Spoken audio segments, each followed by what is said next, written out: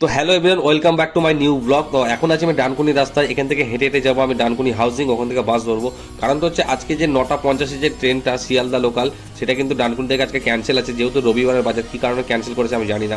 তো সেই কারণে ডানকুনি থেকে আমি হাউজিং যাচ্ছি হেঁটে হেঁটে, এই যে ব্রিজের তলা থেকে বাস ধরবো। ডানকুনি এই রাস্তাটা দেখে আমার একটু ভালো লাগলো। এই রাস্তাটা এতটাই পরিষ্কার পরিচ্ছন্ন, মানে এদিকে বেশ শান্ত স্বভাব, একটা টাউন এলাকা মতো। আর সত্যি কথা বলতে ডানকুনিতে তুমি সব রকম ফেসিলিটি পেয়ে যাবে। আর এইদিকে দেখো, সত্যি কথা বলতে এই যে আমাদের ন্যাশনাল হাইওয়েটা, ঠিক আছে, আগে যা ছিল এখন কিন্তু আরও কিন্তু পুরো অনেকটা ইয়ে গেছে, ব্রিজ হয়ে গেছে। দুর্গাপুর হাইওয়ে যে ব্রিজটা হয়েছে, এত সুন্দর রাস্তাঘাট হয়ে গেছে, মানে ধারণার বাইরে। তোমরা যতদিন না দুর্গাপুর হাইওয়ে বা ডানকুনি রাস্তায় তোমরা যাবে, তুমি বুঝতে পারবে না।